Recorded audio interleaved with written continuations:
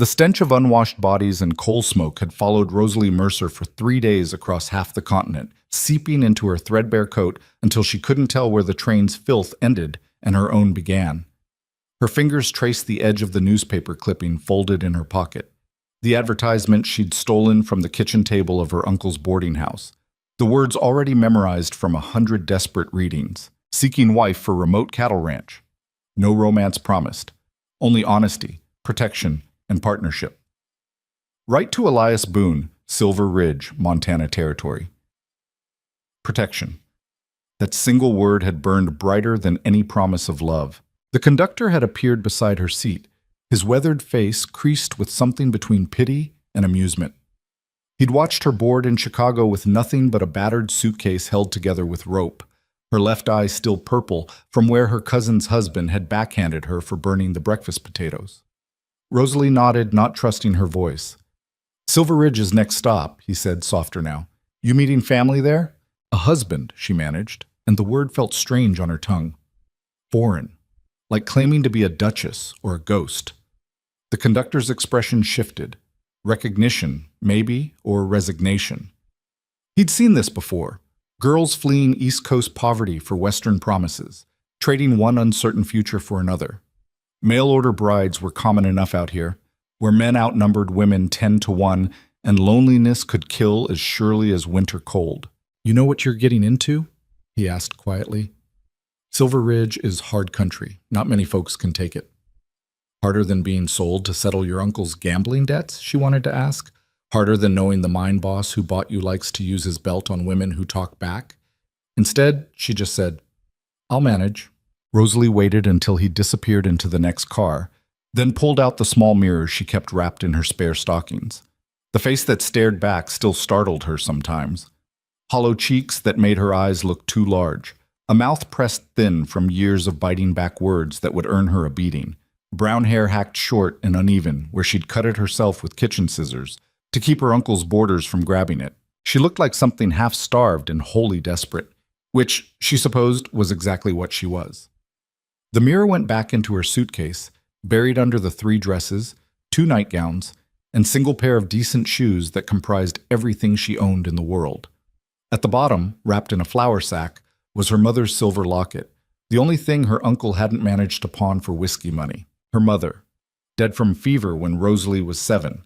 Her father, killed in a factory accident 3 years later. After that, it had been her uncle's household, a rotting tenement in Chicago's meatpacking district, where he took in boarders and expected Rosalie to cook, clean, and serve them all without wages or complaint. She'd endured it until the morning her uncle announced he'd arranged her marriage to Duncan Reeves, a foreman at the nearby copper mine with a reputation for putting 2 previous wives in the ground. The first had fallen down the stairs. The second drank rat poison by accident. Everyone knew the truth. Nobody cared enough to stop it. Rosalie had exactly $4.70 saved from the pennies she'd found in boarders' coat pockets over the years. It was enough for a train ticket west, but not enough to come back. So she'd stolen the newspaper with Elias Boone's advertisement, written him a letter that night claiming to be 22 instead of 19, able-bodied and willing to work hard, and mailed it before she could lose her nerve. His reply had come within 2 weeks, plain and direct as the advertisement itself. If you can cook, clean, and endure Montana winters, you'll have a home here. I need a partner, not a decoration. The work is hard, the land is harder. But what's mine is yours, and no man will touch you without answering to me. Train ticket enclosed. Come if you're brave enough. The ticket had been first class, more money than Rosalie had ever held at once. She'd clutched it like a talisman all through her uncle's drunken rage when he discovered her packed suitcase, through her cousin's cruel laughter, through the long walk to the station with her ribs screaming from where her uncle had kicked her one last time. You'll be back within a month, he'd shouted after her, begging on your knees for me to take you in again. She'd rather freeze to death in a Montana snowbank. The train began to slow, and Rosalie's heart lurched against her breastbone. Through the window, she could see buildings emerging from the white landscape, a scattering of wooden structures that looked like a strong wind might blow them straight to Wyoming. Silver Ridge, Montana Territory. Population maybe 200, if that. The end of the railroad line, the edge of the known world. Her new home. The train shuddered to a complete stop, steam hissing into the frozen air. Rosalie stood on shaking legs, gripping her suitcase hard enough to make her knuckles ache. Around her, the handful of other passengers were already gathering their belongings. Miners heading to the silver claims in the hills, a family relocating from St. Louis, a gambler in a fine coat who'd spent the entire journey drinking whiskey and playing cards. None of them looked at her as she moved toward the exit. The cold hit like a physical blow the moment she stepped onto the platform. Chicago had been cold, certainly, but this was something else entirely. A fierce, dry cold that turned her breath to ice crystals and made her eyes water instantly. She'd never felt anything like it. The platform was nearly empty. A few people waited to board the eastbound train, a woman in furs clutching a small dog, two men in work clothes, an elderly couple bent against the wind. None of them spared Rosalie a glance. She stood there, suitcase heavy in her numb fingers, and scanned the small crowd for someone who might be Elias Boone. The advertisement hadn't included a description. His letter hadn't mentioned his age or appearance. For all she knew, he could be 60 years old or missing teeth or covered in scars. She'd married him anyway, signed the papers a judge in Chicago had witnessed, made it legal before she even stepped on the train. Elias Boone had sent documents along with the ticket, wanting everything official and binding before she made the journey. Smart, she'd thought at the time. He doesn't want me changing my mind halfway there. Now, stranded on a frozen platform in the middle of nowhere, she wondered if she should have been more careful about what she'd signed. "Rosalie Mercer." The voice came from her left, deep and rough, like gravel scraping against stone. Rosalie turned and felt her breath catch. The man standing 3 feet away was tall, probably well over 6 feet, with shoulders broad enough to block the wind. He wore a heavy sheepskin coat, leather gloves, and a wide-brimmed hat pulled low over his face. What she could see of his features looked like they'd been carved from the same granite as the mountains behind him, all hard angles and weathered lines. And scars. A thick one ran from his right temple down across his cheekbone, disappearing into the dark beard that covered his jaw. He looked dangerous, the kind of man you cross the street to avoid in Chicago. "Yes," Rosalie said, lifting her chin despite the fear curling in her stomach. "I'm Rosalie Mercer." "Boone," he said, not offering his first name. "You're younger than you claimed in your letter." Not a question, a statement of fact. Rosalie felt her cheeks burn despite the cold. "I'm 19, old enough." Old enough for what? Something that might have been amusement flickered across his scarred face. To lie to a stranger? To run away from whatever you left behind? "Old enough to make my own choices," she said, sharper than she'd intended. "Are you going to send me back?"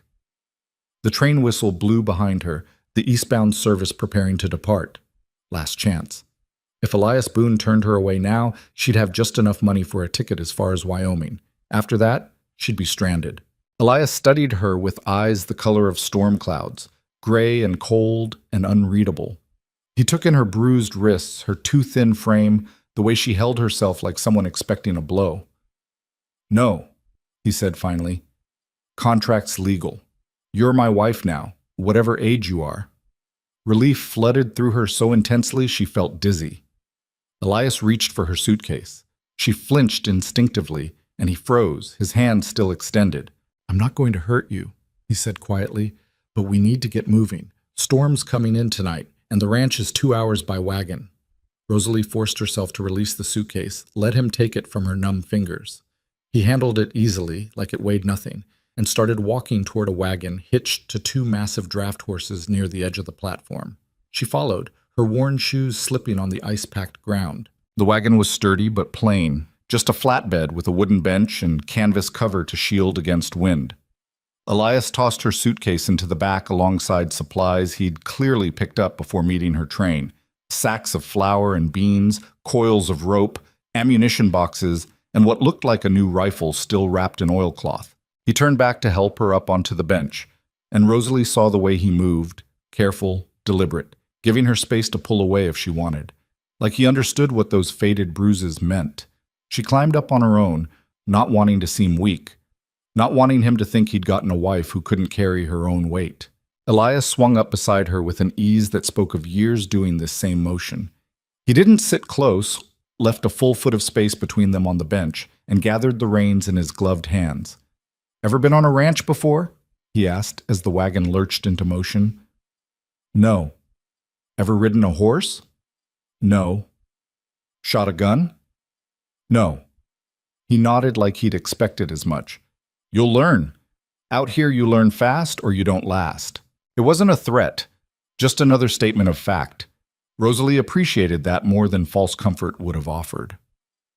They rode in silence through Silver Ridge's excuse for a main street. A general store, a saloon, a small church, and a handful of other buildings that all looked half buried in snow. A few people watched them pass with open curiosity, but no one called out a greeting. They stare at everyone new, Elias said, noticing her discomfort. Town small enough that a stranger's the most interesting thing to happen all week. Do you come to town often? Once a month for supplies, sometimes less in winter. Once a month. The isolation of that struck Rosalie harder than the cold. In Chicago, she'd been surrounded by thousands of people every moment of every day. Boarders, neighbors, strangers on the street. She'd hated it. The constant press of humanity, the noise and stench and violation of sharing walls so thin you had no privacy at all. But this was the opposite extreme. They left Silver Ridge behind within minutes, the wagon climbing a narrow road that wound up into the mountains. Snow-covered pine trees pressed in on both sides, so thick and tall they blocked out most of the weak afternoon sun. The only sounds were the creak of the wagon, the steady clop of the horses' hooves, and the whisper of wind through the branches. "How far to the ranch?" Rosalie asked, just to break the suffocating quiet. "Another hour and a half. We're on the eastern slope of the Bitterroot Range. Ranch sits in a valley with a river running through it. Are there neighbors?" "Closest ranch is 8 miles south. Belongs to a man named Thomas Fletcher and his wife Mary. Good people. They'll help if we need it." 8 miles. In Chicago, 8 miles would take you through 5 different neighborhoods. Here, it meant complete isolation. What about the town? 8 miles? 12 back the way we came. Rosalie did the math in her head. 12 miles to civilization. 8 miles to the nearest human beings. And winter coming, which Elias had mentioned in his letter, lasted from October through April. 6 months of being trapped in the mountains with a stranger who was now her husband. She must have made some sound, fear or distress, or just the realization of how thoroughly she'd leaped from the frying pan into the fire, because Elias glanced at her. "Having second thoughts? Would it matter if I was?" "No," he said bluntly. "The railroad doesn't run again until spring. You're stuck here now whether you like it or not." It should have terrified her. Instead, Rosalie felt something loosen in her chest. At least he was honest. Duncan Reeves had smiled while planning to kill her slowly. Her uncle had called himself family while selling her to cover his debts. Elias Boone told her the truth, even when it was harsh. She could work with that. "Tell me about the ranch," she said, deciding to treat this like what it was, a business arrangement between partners. Elias seemed to approve of the practical shift. 200 acres, most of it grazing land.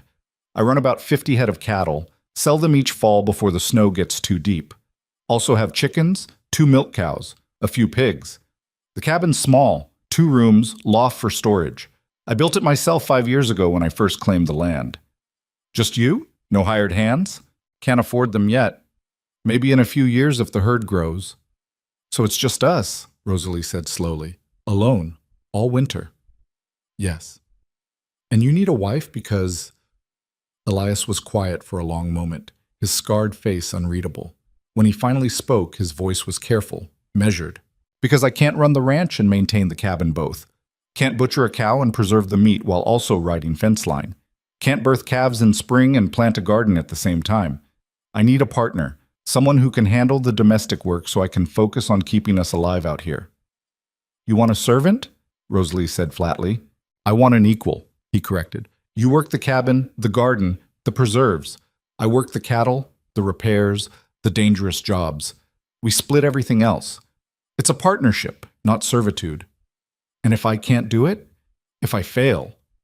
He looked at her then, really looked, not at her bruises or her thinness, but at something deeper. "Then we'll figure it out together. I'm not expecting perfection, Rosalie, just honest effort." Her name in his rough voice did something strange to her heart. The wagon crested a ridge, and suddenly the view opened up before them. A vast valley carved between mountains, a frozen river winding through its center like a silver ribbon. And there, tucked against the northern slope where a forest of pines provided windbreak, stood a cabin. It was small, just like Elias had said. Log construction with a stone chimney, a covered porch, and a barn nearby that looked newer than the house itself. Smoke rose from the chimney, which meant Elias had banked the fire before leaving for town. It should have looked lonely, desolate. Instead, Rosalie felt something she hadn't experienced in years: hope. "Home," Elias said simply, and urged the horses down the slope. They reached the cabin as the sun began its early winter descent behind the western mountains. Elias pulled the wagon up to the porch and set the brake, then jumped down with that same easy grace. This time he offered Rosalie his hand to help her down. She hesitated only a moment before taking it. His grip was strong but careful, and he released her the instant her feet touched solid ground. "I'll show you inside," he said. "Then get the horses settled and the supplies unloaded. You can rest while I work." "I'd rather help," Rosalie said. "If we're partners, I should start pulling my weight now." Something that might have been respect flickered across Elias's face. "All right, but stay close. It'll be dark soon, and you don't know the layout yet." The cabin's interior was Spartan but clean: a main room with a stone fireplace, a table, and 2 chairs, shelves lined with preserved goods and basic supplies. A small bedroom off to one side with a bed that looked handmade, a trunk, and nothing else. A ladder led up to a loft space under the eaves. It was cleaner than Rosalie had expected. No dust, no clutter, no signs of the bachelor squalor she'd braced herself for. "I've been keeping it up," Elias said, reading her expression. "Didn't want you arriving to a disaster." "It's fine," Rosalie said, and meant it. After years in her uncle's filthy boarding house, this felt almost luxurious, small and simple, but hers. Theirs. "Bedroom's yours," Elias said, not quite meeting her eyes. "I'll sleep in the loft." Rosalie turned to stare at him. "You're giving me the only bedroom?" "We barely know each other," he said gruffly. "Contract says we're married, but I'm not. I won't." He broke off, jaw tight. "You have the bedroom. Door locks from the inside. I won't bother you." Relief and confusion tangled in Rosalie's chest. Most men wouldn't have hesitated to claim their marital rights, consent, or comfort be damned. The marriage contract gave him legal ownership of her body.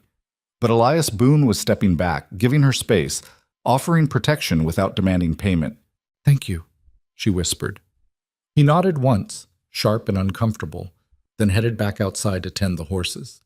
Rosalie stood in the center of her new home, her battered suitcase still sitting by the door where Elias had left it, and felt tears prick her eyes for the first time in months. She'd made it. She'd actually made it. For the first time in 10 years, she was safe. Over the next few days, Rosalie learned exactly what Elias had meant about Montana winters being hard. The storm he'd predicted rolled in that first night, a howling blizzard that buried the valley under 3 feet of fresh snow and rattled the cabin's shutters like something trying to break inside. Rosalie huddled in the bedroom with blankets piled high, listening to the wind scream and wondering if the cabin would hold. It did. Elias had built well. In the morning, she found him already up and dressed, pulling on his heavy coat. "Where are you going?" she asked, alarmed by the wall of white she could see through the window. "Check the cattle," he said. "Make sure none got buried or separated from the herd." "In this?" "Especially in this." He paused at the door, looking back at her. "Fire needs wood. There's a stack on the porch, but bring some inside to dry. And there's salt pork and beans in the larder if you want to make breakfast." Then he was gone, swallowed by the blizzard before Rosalie could protest. She spent that first morning learning the cabin's rhythms, where Elias kept the food stores, how to work the stubborn pump at the sink, which logs burned hottest in the fireplace. She made breakfast as requested, though she had to guess at the measurements since Elias hadn't left instructions. He returned 4 hours later, covered in snow and ice, his beard frozen solid. "They're all right," he said, stamping his boots at the door. "Found them huddled in the south pasture. Lost a calf, though. Born too early and couldn't survive the cold." He said it matter-of-factly, but Rosalie heard the grief underneath. "I'm sorry," she said. Elias shrugged out of his coat. "Happens. Out here, you lose things." He ate the breakfast she'd made without comment, then spent the afternoon repairing tack in the barn while Rosalie explored the cabin more thoroughly. The supplies in the larder told their own story. flour, salt, dried beans, preserved vegetables she didn't recognize, smoked meat wrapped in cloth, enough to last months if rationed carefully. Elias had been preparing for a hard winter long before she arrived. In the bedroom, her bedroom now, she unpacked her meager belongings. The 3 dresses went on hooks behind the door, her nightgowns in the trunk. Her mother's locket she kept with her, wearing it under her dress where it rested cold against her heart. That night, she made dinner. Another guess at measurements, trying to stretch the salt pork and beans into something filling. Elias ate it without complaint, though he must have noticed she'd made it too salty. "You've never cooked for just 2 people before," he observed. "I cooked for 12, Rosalie admitted. "My uncle's boarding house. I'm used to making large quantities." "You'll learn the proportions. Just takes practice." No criticism, no anger at the wasted salt, just patience.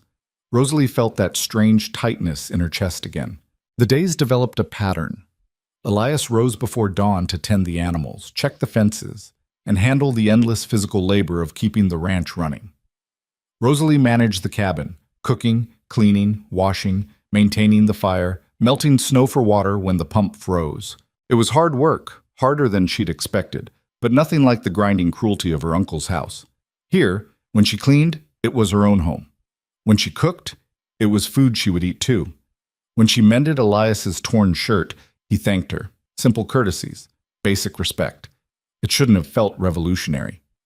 2 weeks after her arrival, Rosalie woke to silence. Not the quiet of early morning, but true silence. No wind howling, no snow pelting the windows. She dressed quickly and went to the main room where Elias was already pulling on his coat. "Storm's past," he said. "I'm riding to check the upper pastures. Should be back by dark." "Can I come?" He turned, surprised. "You've never ridden before."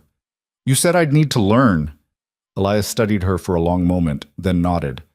"All right, bundle up warm. It's cold as hell out there." The mare he saddled for her was a gentle creature named Belle, patient with Rosalie's clumsy attempts to mount. Elias showed her how to hold the reins, how to sit properly, how to move with the horse's rhythm instead of fighting it. Then they rode out into a world transformed by snow. The valley was breathtaking, pristine white broken only by the dark line of the river, and the occasional pine tree heavy with snow. The mountains rose on all sides like walls, protecting and imprisoning at once. "It's beautiful," Rosalie breathed. "It's deadly," Elias corrected, but his voice was soft. "Don't let the beauty fool you. This land kills the careless." He taught her as they rode, how to read the sky for incoming weather, which slopes were prone to avalanche, where the river ice was thin. Practical knowledge delivered in his gruff, matter-of-fact way. "Why did you come out here?" Rosalie asked as they paused on a ridge overlooking the ranch. "Why claim land this remote?" Elias was quiet for so long she thought he wouldn't answer. Then, "I needed somewhere people wouldn't find me." "Running from the law?" "From my past." He glanced at her, and something in his storm-gray eyes made her breath catch. "Same as you." They didn't speak again until they returned to the cabin, but something had shifted between them. A recognition, an understanding. They were both refugees here, both trying to build something new from the wreckage of what came before. Winter deepened and Rosalie learned exactly what Elias had meant about the work being hard. Water froze in the pipes despite their best efforts. Supplies ran low faster than anticipated because Elias hadn't accounted for feeding 2 people instead of 1. The chickens stopped laying. One of the milk cows got sick, and Elias spent 3 sleepless nights trying to save her. And through it all, the isolation pressed in like a physical weight. No neighbors to visit, no town to walk to. Nothing but mountains and snow and the 2 of them, bound together by legal contract and necessity. Some nights, Rosalie lay in her locked bedroom and listened to Elias moving around in the loft above her, and wondered what kind of past had driven him to this lonely mountain. What scars he carried that went deeper than the one on his face.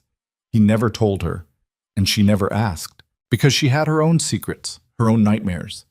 Duncan Reeves's cruel smile, her uncle's fists, the certain knowledge that she'd been nothing but property to everyone who was supposed to care for her. Out here, she was choosing not to be that girl anymore. And if Elias Boone was choosing something similar, well, that was his right. They were partners, after all, not prisoners, not anymore. The first real test of their partnership came in late December, when the temperature dropped so low that Elias's breath froze solid in his beard before he could make it from the cabin to the barn. Rosalie woke to find him already dressed, layering on every piece of clothing he owned. "What's wrong?" she asked, alarmed by the grim set of his jaw. "Cold snap," he said. "Worst I've seen in 5 years. If I don't get the cattle into the lower pasture near the barn, they'll freeze where they stand." "How long will you be gone?" "However long it takes." He paused at the door, looking back at her with those storm-gray eyes. "Keep the fire going. Don't let it die for even a minute, understand? If this cabin loses heat, the pipes will burst and we'll have no water until spring thaw." Rosalie's stomach clenched with fear, but she nodded. "I understand. There's enough wood stacked on the porch for 3 days if you're careful. If I'm not back by then—" "You'll be back," she said firmly, not wanting to hear whatever grim contingency he was about to offer. Something that might have been gratitude flickered across his scarred face. Then he was gone, swallowed by the pre-dawn darkness and cold so intense it made the cabin walls creak. Rosalie spent that day feeding the fire with a precision that bordered on obsession. Every 2 hours she added exactly 3 logs, enough to maintain the heat without wasting their dwindling supply. She melted snow for water, rationed the food, and tried not to think about Elias out there in the killing cold, trying to move 50 stubborn cattle through snow that had drifted higher than a man's head in places. Night fell early, the way it did in mountain winters, and still he didn't return. Rosalie made herself eat dinner, though anxiety had stolen her appetite. She added more wood to the fire, checked the locks on the shutters, tried to read one of the 3 books Elias kept on a shelf, a farmer's almanac, a cattle breeding guide, and a worn copy of Shakespeare's sonnets that seemed so incongruous with everything else about him that she couldn't quite reconcile it. Midnight came and went. Rosalie climbed to the loft where Elias slept, telling herself she just wanted to see what his space looked like. It was sparse as a monk's cell. A bedroll, a trunk containing his few extra clothes, and a small wooden box she didn't open out of respect for his privacy.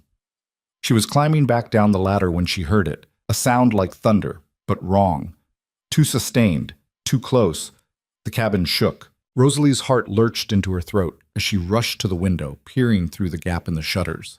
At first she saw nothing but darkness and falling snow. Then movement caught her eye, a massive shadow sliding down the mountain slope to the north, carrying trees and boulders with it. Avalanche. The sound was deafening even from miles away, a roar that seemed to shake the very bones of the earth. Rosalie watched in frozen horror as the snowslide carved a path down the mountainside, obliterating everything in its path before finally coming to rest in a cloud of powder that obscured the stars. The silence that followed was worse than the noise. Because somewhere out there, Elias was alone in the dark with mountains that could kill him without warning. Rosalie didn't sleep that night. She kept the fire burning and watched the windows for any sign of movement, any hint that Elias was coming back.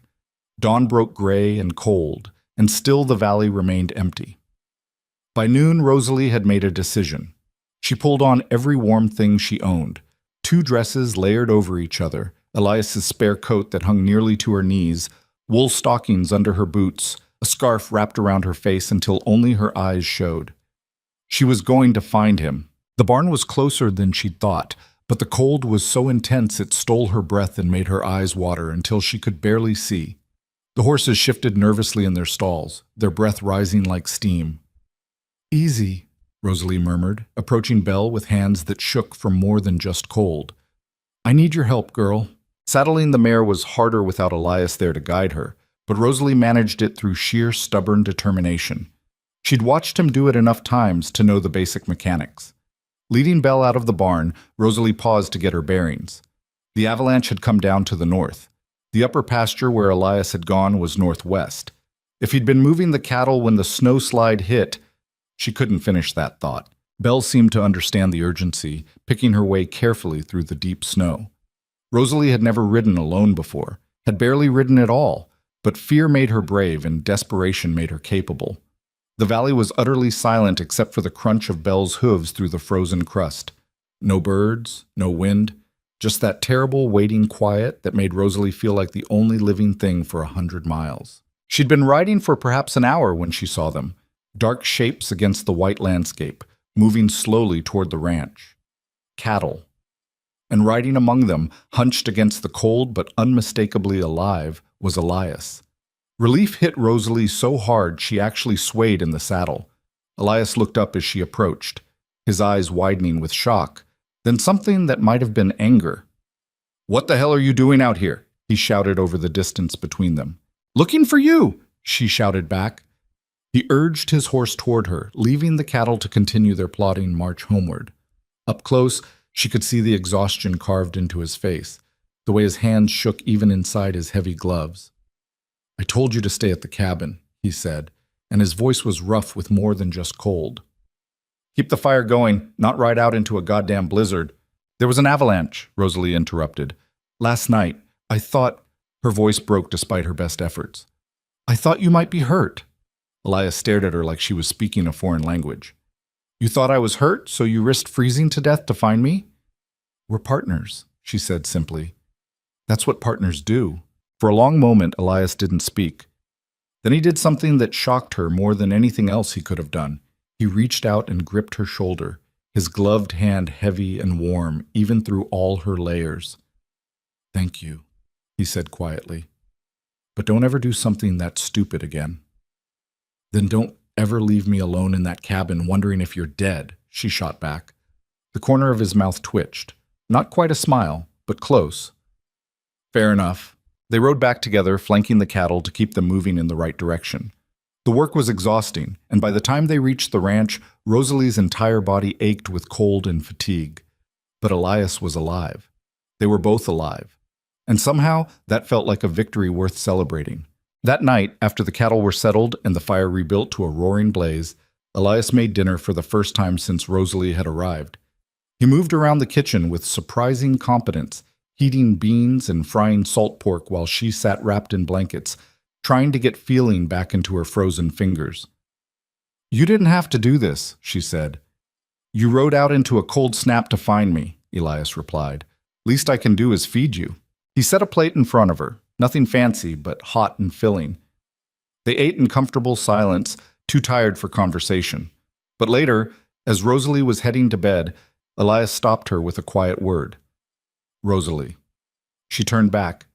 He was standing by the fire, his scarred face half in shadow, and for the first time since she'd met him, he looked uncertain, vulnerable. "What you did today," he said slowly, "coming after me like that? No one's ever—" He stopped, jaw working like the words were physically difficult to produce. "I've been alone a long time. Thought I preferred it that way. But having someone who'd risk themselves to make sure I was safe—" He trailed off, then met her eyes directly. "It means something. You mean something." Rosalie's heart did something complicated in her chest. "So do you," she whispered. Elias nodded once, sharp and decisive, like they'd just sealed another contract. Maybe they had. January crawled by in a blur of brutal cold and endless work. The cattle had survived the cold snap, but barely. 2 calves were lost, and one of the older cows developed a limp that Elias worried might be permanent. Rosalie learned to milk the cows, feed the chickens, slaughter, and pluck the birds when they needed fresh meat. Her hands, once soft and useless, developed calluses. Her arms grew stronger from hauling water and chopping wood. She stopped flinching every time Elias moved too quickly near her, and slowly, carefully, they began to talk. Not about their pasts, those remained locked away behind mutual, unspoken agreement, but about smaller things. Elias told her about the land, the patterns of weather, the way the valley transformed through the seasons. Rosalie told him about books she'd read as a child, before her mother died and reading became a luxury she couldn't afford. "I have more books," Elias said one evening, "in the trunk in the loft. You're welcome to them." "You read?" Rosalie couldn't keep the surprise from her voice. His mouth quirked. "Shocked?" "A little," she admitted. The Shakespeare seemed out of place. "My mother was a school teacher," Elias said, and something in his voice made it clear this was a confidence he didn't share often. She believed education was the difference between civilization and barbarism.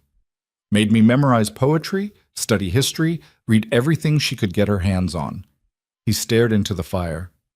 "She died when I was 16. Fever took her in 3 days."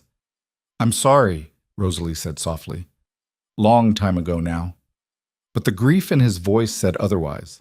They fell into silence again, but it was comfortable, companionable. Rosalie had never had that before.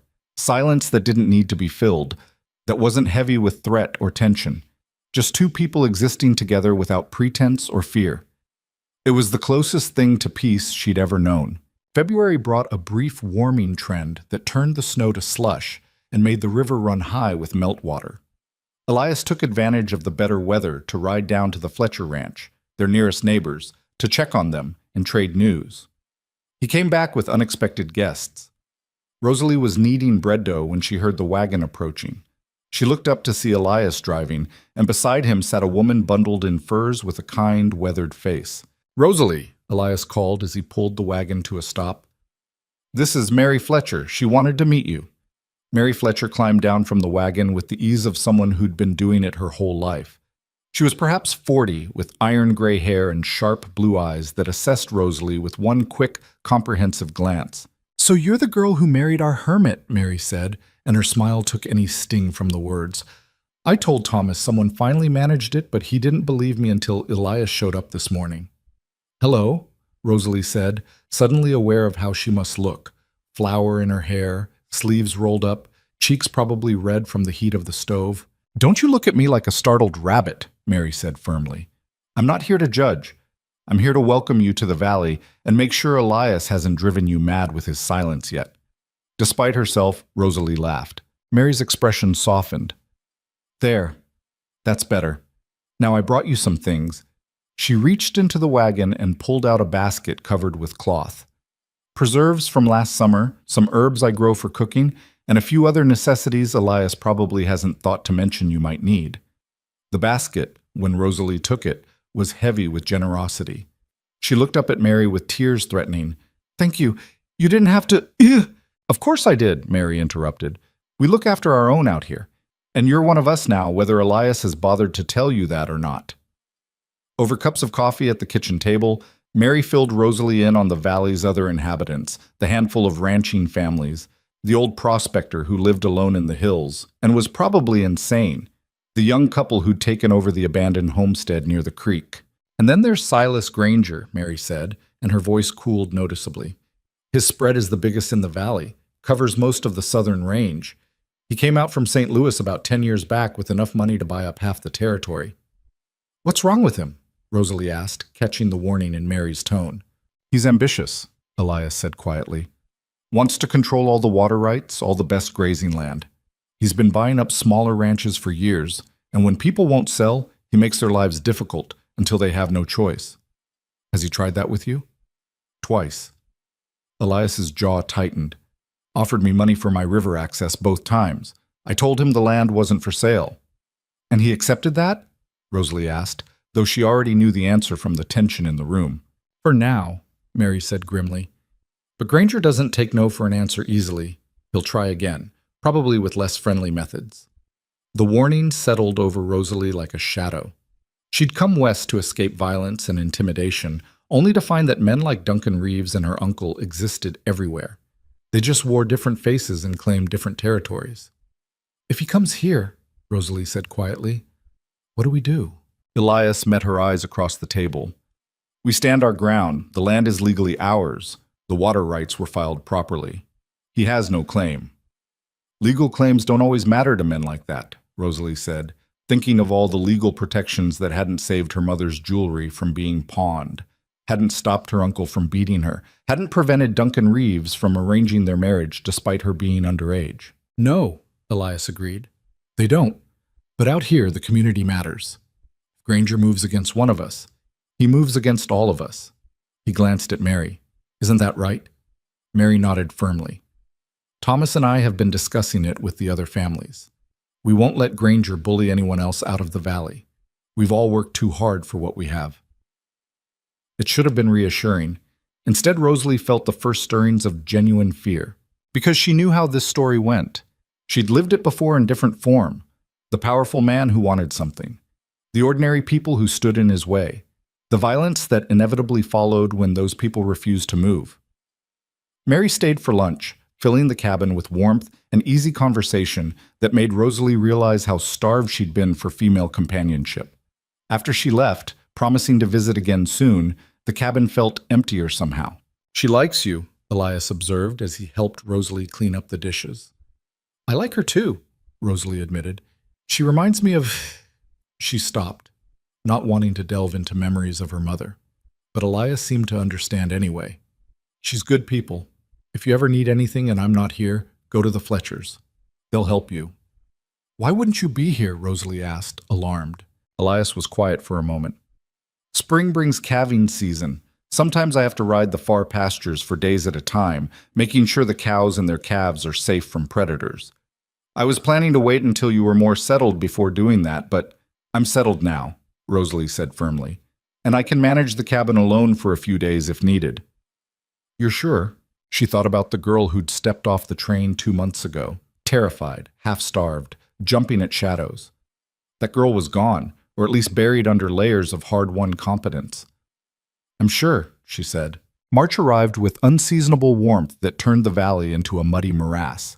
The river swelled with snowmelt, rushing loud and fast enough to be heard from the cabin. Elias worked from dawn to dusk repairing winter damage. Fences that had collapsed under snow weight, sections of the barn roof that needed replacing.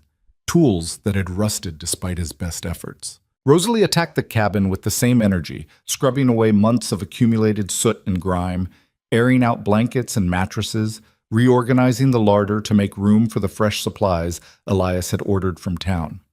They were building something here, something real and solid and theirs.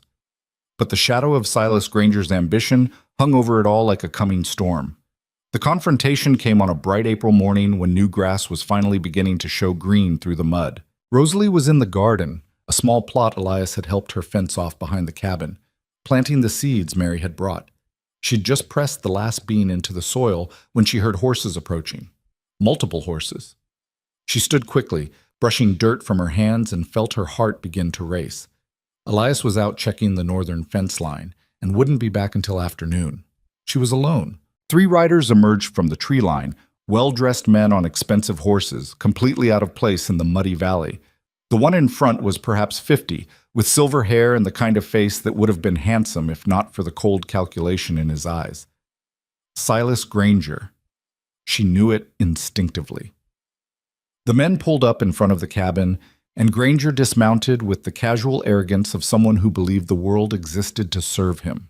"Mrs. Boone, I presume," he said, removing his hat in a mockery of courtesy. "I'm Silas Granger. I own the ranch south of here." "I know who you are," Rosalie said, keeping her voice steady despite the fear crawling up her spine. "My husband isn't here." "I know. I've been watching the ranch for weeks, waiting for an opportunity to speak with you privately." He smiled, and it didn't reach his eyes.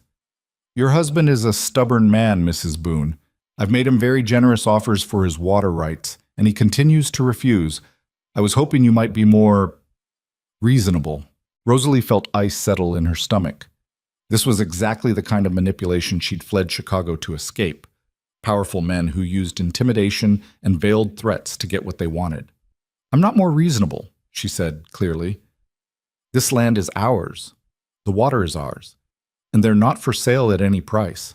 Granger's smile vanished. "You should be careful, Mrs. Boone. The frontier is a dangerous place for women alone.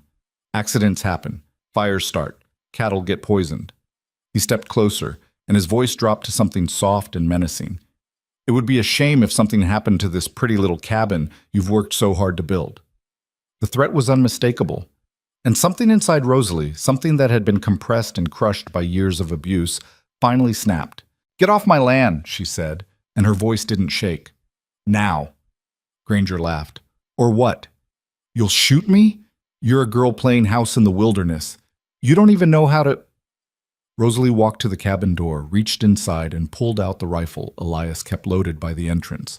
She'd been practicing with it for weeks. Elias had insisted she learn, and though she wasn't a great shot yet, she could hit a target at this distance. She leveled the rifle at Granger's chest. "I said get off my land!" The 2 men behind Granger reached for their own weapons, but Granger held up a hand to stop them. His eyes had gone cold and flat, all pretense of civility abandoned. "You're making a mistake," he said quietly. "I came here to negotiate, to be neighborly. But if you want war instead, I want you gone." Rosalie interrupted. "And if you come back, I'll put a bullet in you." She meant it, every word. Granger must have seen the truth in her eyes, because he remounted his horse without another word.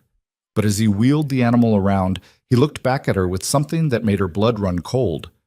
"Your husband picked a feisty one," he said. "Too bad. I almost regret what's going to happen to you both."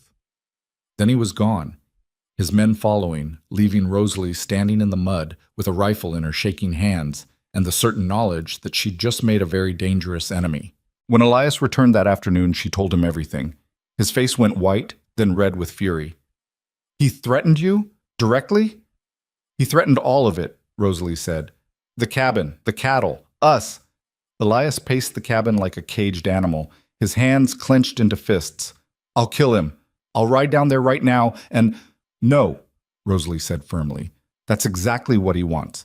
If you attack him, he'll have you arrested or shot, and then the land really will be his." Elias stopped pacing, forcing himself to breathe. "Then what do we do?" "We prepare," Rosalie said. "We warn the neighbors. We make sure we're never alone or vulnerable, and we wait for him to make a mistake." Elias looked at her with something like awe. "When did you get so strategic?" "I've been dealing with bullies my whole life," she said quietly. "I know how they think." That night they sat up late making plans. Elias would ride to the Fletcher ranch at dawn, warn them about Granger's escalation.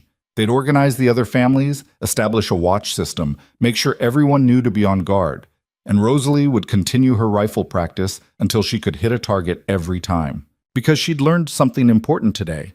She'd discovered that the terrified girl who fled Chicago still existed somewhere inside her, but she was buried beneath someone stronger now. Someone who'd survived winter in the mountains, learned to ride and shoot and fight for what was hers. Someone who would not run away again. Ever. The Valley's response to Granger's threats was swift and decisive. Within 3 days of Elias's warning ride, every ranching family within 20 miles had gathered at the Fletcher homestead for what Mary called a community meeting, but what everyone understood was a war council. Rosalie sat beside Elias at the long table Thomas Fletcher had built in his barn, surrounded by faces weathered by hard living and harder choices. There were perhaps 15 families represented, some she recognized from brief encounters in Silver Ridge, others she'd never seen before. All of them watched her with a mixture of curiosity and respect when Elias recounted Granger's visit and the threats he'd made. "He came after your wife?" Thomas Fletcher said, his weathered face darkening with anger. "While you were off the property?" "He's been watching the ranch," Elias confirmed, "waiting for me to leave her alone. He thought she'd be easier to intimidate." Several of the men turned to look at Rosalie, and she felt heat rise in her cheeks. But Mary Fletcher spoke up before anyone could voice whatever dismissive thought they were forming. "And how did our girl handle him?" Mary asked, a knowing smile playing at her lips. "She pulled a rifle on him and told him if he came back she'd shoot him," Elias said, and there was something like pride in his voice that made Rosalie's heart skip. The barn erupted in approving laughter and a few scattered cheers. One of the younger men, barely 20, with a shock of red hair, slapped the table enthusiastically. "Good for you, Mrs. Boone. About time someone stood up to that bastard properly." "Language, Jimmy," his mother chided, but she was smiling too. Thomas Fletcher raised his hand for silence, and the room gradually quieted. "The question is what we do now. Granger's getting bolder. He's already bought out 3 families in the last 2 years. The Hendersons, the Yates, and the Carmichaels. All of them sold after mysterious accidents made their ranches unprofitable. Cattle poisonings, someone muttered. Fences cut, wells fouled. We can't prove he was behind any of it, another voice added. Man's too smart to get his own hands dirty. Then we make sure he can't isolate any of us, Elias said firmly. We establish watches, rotate patrols. Anyone sees Granger's men on their property, they fire a warning shot, and the rest of us come running.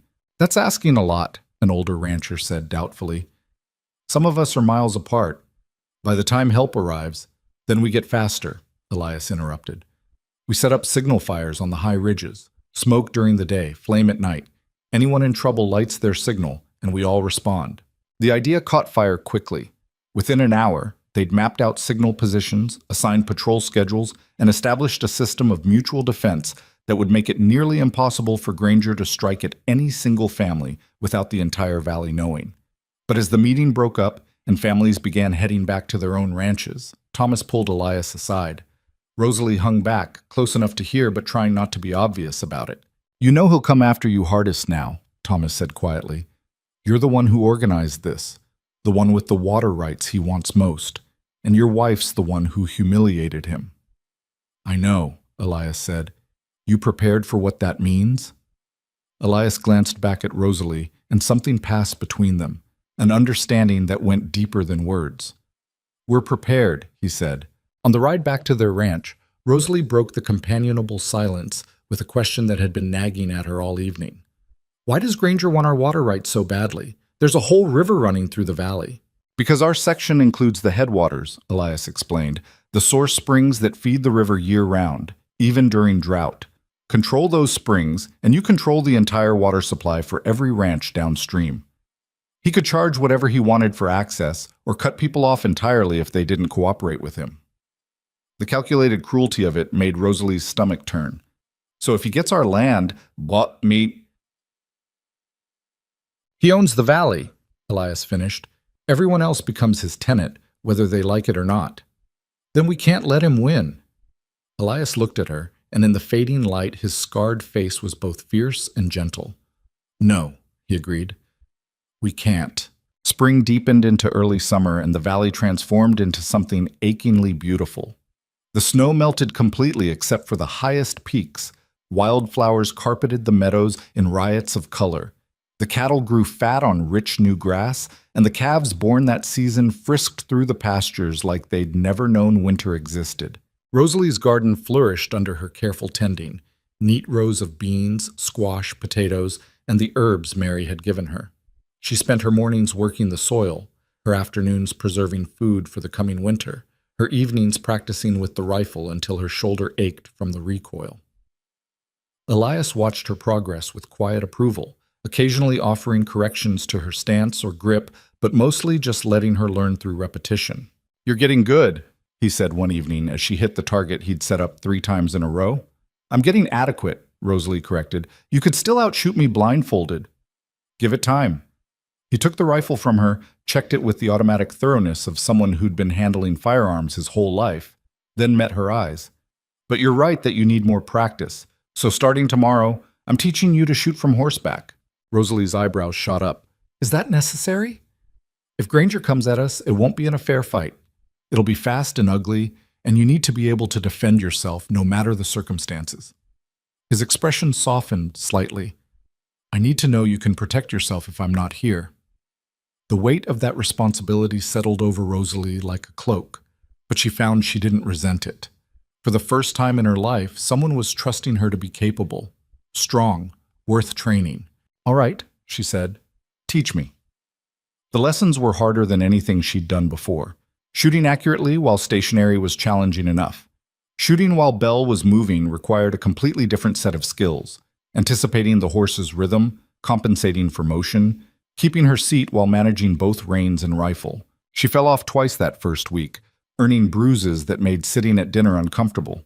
But she got back on each time, jaw set with determination that reminded Elias of something he couldn't quite name. "You don't quit, do you?" he observed after she'd remounted following a particularly hard fall. "I've never had anything worth quitting for before," Rosalie said simply. Rosalie. The answer seemed to affect him more than she'd intended. That night, for the first time since she'd arrived, Elias told her something about his past. They were sitting on the porch watching the sunset paint the mountains pink and gold, and the words came out of him like he couldn't hold them back anymore. "I was married before," he said quietly. "Her name was Sarah. We had a homestead in Wyoming territory, farther east than here. Flatter land, easier living." He paused, jaw working. "Or so we thought." Rosalie stayed silent, sensing he needed to tell this story without interruption. "We'd been married 2 years when the drought hit. Worst anyone had seen in decades. The crops failed, the cattle died. We were hanging on by our fingernails, but we were managing." His hands clenched on the porch railing. "Then raiders came through, men who'd turned to outlawry because the drought had destroyed their own livelihoods. They wanted our remaining cattle, our supplies, whatever they could take." Rosalie's heart began to pound with dread. "I tried to stop them," Elias continued, and his voice had gone flat, emotionless. Got this for my trouble. He touched the scar on his face. And while I was bleeding in the dirt, they... He stopped, unable or unwilling to finish. Sarah, Rosalie whispered. I buried her the next day. Burned the homestead because I couldn't stand to look at it. Rode west until I found land so remote no one would ever find me again. He finally looked at Rosalie, and his eyes were haunted. I came here to die slowly, alone. Figured I deserved it for failing to protect her. It wasn't your fault, Rosalie said fiercely. You can't blame yourself for what evil men chose to do. Can't I? Elias's laugh was bitter. I was her husband, her protector, and I failed. Rosalie reached out slowly, giving him time to pull away, and took his hand. His fingers were calloused and scarred, like the rest of him, but they closed around hers with surprising gentleness. You didn't fail, she said. You survived, and you built something new. And when I showed up on your doorstep, a stranger who'd lied about her age and was running from her own demons, you gave me safety, protection, a home. She squeezed his hand. Sarah would be proud of the man you've become. Elias's breath caught, and for a moment Rosalie thought he might cry. But instead he just held her hand tighter and stared out at the mountains until the sun disappeared and the stars emerged. They didn't speak about it again, but something had shifted between them. The partnership they'd built through necessity and proximity had become something deeper, something that felt dangerously like the thing Elias's advertisement had explicitly promised not to offer. Romance. Rosalie tried not to examine it too closely. She was 19 years old and had never been courted, never been kissed, never known anything of affection that didn't come wrapped in ownership and control. What she felt for Elias was complicated, gratitude and respect and admiration tangled with something warmer that made her pulse quicken when he smiled at her. But Elias had loved and lost once, and Rosalie had no idea if he could open his heart again, or if she even had the right to ask him to try. So she kept her feelings locked away and focused on the work, on learning to shoot, on tending the garden, on becoming the kind of partner Elias deserved. June arrived with long days and short nights, and with it came the news they'd been dreading. Thomas Fletcher rode up to the cabin just after dawn, his horse lathered and his face grim. It started, he said without preamble. Granger struck at the Williamson place last night, burned their hay barn to the ground. Elias's expression went cold and hard. Anyone hurt? No, thank heaven. They saw the flames in time and got the animals out, but their winter feed is gone. Without hay, their cattle won't survive next winter. So Granger's forcing them to sell, Rosalie said, understanding immediately. Thomas nodded. Jim Williamson's already talking about taking Granger's offer. Says he can't afford to rebuild, can't risk another attack with his wife and children there. Where were the patrols? Elias demanded. We had a schedule. The Williamson place is on the southern edge of the valley. By the time anyone saw the flames and rode to help, it was too late. Thomas's jaw tightened. Granger chose his target well. He hit the most isolated family first. To send a message, Rosalie said quietly. To show that our defense isn't perfect. Both men looked at her, and Thomas nodded with grim respect. Exactly. He's showing everyone that he can still hurt us, still destroy livelihoods, even with our patrols and signals. Elias paced the porch like a caged wolf. Then we tighten the patrols, double them. Make sure no one's ever truly alone. That's not sustainable, Thomas argued. We're ranchers, Elias. We can't spend every hour of every day on guard duty and still do the work that keeps us fed. Then what do you suggest? Elias shot back. We just let him pick us off one by one? I suggest we go to the territorial marshal, report what happened, make it official. On what evidence? Elias demanded. We didn't see who set the fire. We have no proof it was Granger. He'll just claim it was an accident or blame it on drifters, and the marshal will do nothing. The helpless fury in his voice made Rosalie's heart ache. This was what Granger was counting on, that they'd be too scattered, too poor, too powerless to effectively fight back against a man with money and influence. It was the frontier version of everything she'd fled in Chicago. There has to be something we can do, she said. Some way to catch him in the act, get proof of his crimes. Short of camping on Granger's ranch and watching his every move, I don't see how, Thomas said wearily. But Rosalie's mind was racing, turning over an idea that was probably foolish but might just work. What if we give him a target he can't resist? She said slowly. One that seems vulnerable but is actually a trap. Both men turned to stare at her. What are you thinking? Elias asked carefully. Granger wants our water rights more than anything, Rosalie said. And he thinks I'm the weak link, a city girl playing at ranching. What if we make him believe I'm here alone? That you've left for some reason and I'm vulnerable? Absolutely not, Elias said immediately. I'm not using you as bait. It's not bait if we're prepared, Rosalie argued. We could have men hidden in the barn, in the loft, in the tree line. When Granger comes, and he will come if he thinks I'm alone, we'll have witnesses. Proof. Evidence a marshal can't ignore. And if something goes wrong, Elias demanded, if he gets to you before we can intervene, then I shoot him, Rosalie said calmly. I'm not the helpless girl he thinks I am. Thomas was looking at her with a mixture of horror and admiration. It's risky as hell. Everything out here is risky, Rosalie countered. At least this way we're choosing the terms of engagement instead of waiting for him to strike when we're truly unprepared. Elias shook his head violently. No, I won't risk you like that. It's not your choice to make, Rosalie said, and her voice was gentle but firm. I'm your partner, remember? That means I get a say in how we defend what's ours. Partnership doesn't mean you get to paint a target on your back. Granger's already painted one there, Rosalie shot back. At least this way, I'm armed and ready instead of genuinely alone. The argument raged for another hour, but in the end, Rosalie wore them both down with sheer, stubborn persistence. Thomas agreed to bring 4 of the valley's best shots, men who could hide silently and shoot accurately. Elias would pretend to leave on a cattle drive to the railroad, making a show of it in Silver Ridge so word would get back to Granger. And Rosalie would wait at the ranch, seemingly vulnerable, actually surrounded by hidden protectors. It took 3 days to set up the trap. Elias rode to town with a wagon full of early-season cattle, made sure he was seen at the general store complaining about a supposed buyer's tight schedule, and announced loudly that he'd be gone for at least a week. Meanwhile, Thomas Fletcher and his chosen men slipped onto the Boone Ranch under cover of darkness, positioning themselves in the barn loft, behind the woodpile, and in the thick pine grove that bordered the north pasture. Rosalie went about her normal routine, tending the garden, feeding the chickens, carrying water from the well, all while feeling the weight of hidden eyes watching over her. It was strange knowing Elias was actually in the loft above her bedroom, that Thomas Fletcher was in the barn, that armed men surrounded the property. Strange, but also reassuring. She wasn't alone. Wouldn't be alone even if Granger came with an army. The first day passed without incident, then the second. By the third day, Rosalie was beginning to think Granger had seen through their ruse. Then, just after noon on the 4th day, she heard horses approaching. Her heart kicked into a gallop, but she forced herself to stay calm. She was in the garden, weeding the potato rows, when 5 riders emerged from the tree line. Silas Granger sat his horse like a king surveying conquered territory, flanked by 4 hard-faced men who wore their guns openly and carried themselves like experienced fighters.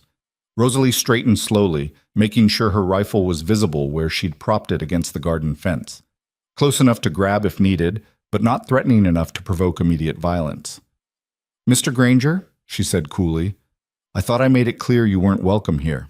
Granger dismounted with deliberate slowness, his men following suit. "I heard your husband left you alone, Mrs. Boone.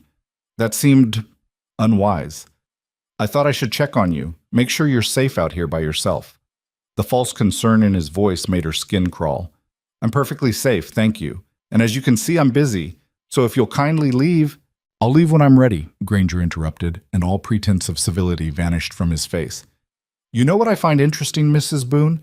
Your husband is supposedly on a cattle drive, but I had my men check the railroad station. No cattle cars were loaded this week, no buyer waiting." He smiled coldly. "So either your husband is a liar, or you are." Rosalie felt ice slide down her spine, but she kept her expression neutral. "I don't know what you're talking about." "I think you do." Granger took a step closer. "I think this whole thing is a trap.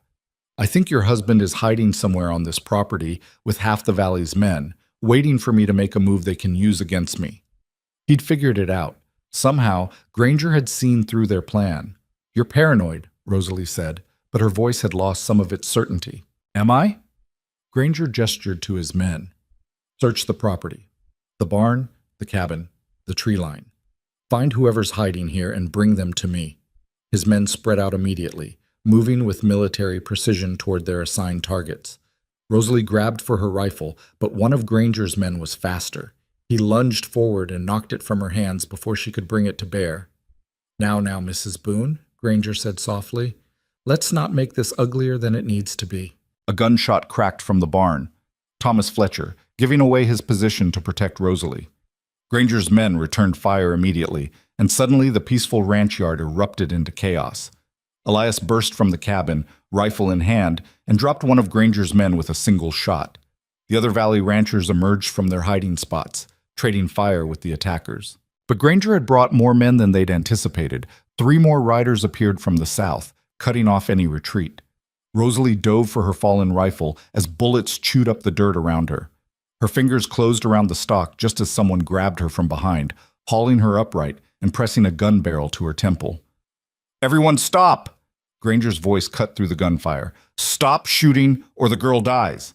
The valley men froze, weapons still raised, but fingers off triggers. Elias stood on the porch, his rifle aimed at Granger's chest, his face a mask of cold fury that would have terrified anyone with sense. "Let her go," he said, and his voice was deadly calm. "Put down your weapons first," Granger countered, "all of you, or I swear I'll paint this yard with her brains." "You kill her and you die 2 seconds later," Elias promised. "Is that really how you want this to end?" For a long, tense moment, no one moved. The man holding Rosalie had his arm locked around her throat, the gun pressed so hard against her skull it hurt. Then Rosalie remembered something Elias had taught her during their shooting lessons. In a fight, there's no such thing as fighting dirty. There's only winning or dying. She slammed her heel down on her captor's instep with all her weight, then drove her elbow back into his ribs as he reflexively loosened his grip.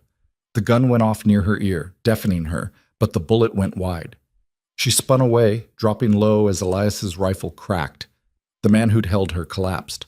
Then everyone was shooting at once, a thunderous chaos of gunfire and shouting and the smell of powder smoke. Rosalie scrambled behind the garden fence, found her rifle, and started firing at anything that moved and wasn't one of their people. She didn't know if she hit anyone, didn't have time to check. She just kept shooting until the rifle clicked empty, then fumbled for the spare ammunition in her pocket. When the gunfire finally stopped, 3 of Granger's men lay dead or dying in the yard. 2 more had fled on horseback, and Granger himself was on his knees with Thomas Fletcher's rifle pressed to the back of his head. Elias crossed the yard in 3 long strides and pulled Rosalie into his arms, his hands running over her frantically checking for wounds. "Are you hit? Are you hurt?" "I'm fine," Rosalie gasped, her ears still ringing from the gunshot. "Elias, I'm fine." He pulled back just far enough to look at her face, and what she saw in his eyes made her breath catch. Not just relief, not just fear. Something deeper that made her heart stutter. But before either of them could speak, Thomas called out, "We need to get the marshal, now, before this bastard finds a way to wriggle free." The territorial marshal, when he finally arrived 2 days later, was a lean man in his 50s with a face like weathered leather and eyes that missed nothing. He examined the scene with methodical thoroughness, the bodies, the bullet holes, the damage to the barn and cabin. He interviewed every witness separately, comparing stories, looking for inconsistencies that might indicate the valley ranchers had staged an ambush rather than defended themselves. But the evidence was overwhelming. Granger had brought 8 armed men onto the Boone property without invitation or cause. He'd threatened Rosalie's life directly. He'd opened fire first when his ambush was discovered. By the end of the second day, Granger was in irons, his remaining men scattered, and his ranch, the empire he'd built through intimidation and violence, was being seized by the territory to pay for his crimes. "You folks did the valley a service," the marshal said, as he prepared to transport Granger to the territorial capital for trial. "Man like this, he corrupts everything he touches. Better off with him behind bars." Elias just nodded, his arm still protectively around Rosalie's shoulders.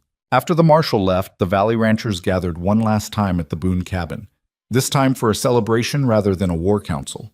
Mary Fletcher had brought enough food to feed an army, and someone had produced a jug of whiskey that made its way around the gathering. As the sun set and the party wound down, Rosalie found herself on the porch again with Elias, watching the stars emerge over the mountains. That was the stupidest, bravest thing I've ever seen, Elias said quietly. When you drove your elbow into that man's ribs. You taught me that, Rosalie pointed out.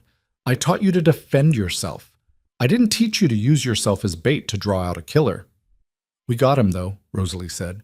The valley's safe now. The valley's safe, Elias agreed. But I aged 10 years and 10 seconds when he had that gun to your head. Rosalie turned to look at him and found him already watching her with an intensity that made her pulse quicken. I couldn't lose you, he said roughly. I thought I could. Thought I'd built enough walls to keep from caring that much again. But when I saw you in danger, all I could think was... He stopped, jaw working like the words were physically difficult. All I could think was that I'd found something worth living for again, and I'd be damned if I let anyone take it away. Elias, Rosalie whispered, her heart in her throat. I know what the contract said, he continued. No romance, just partnership.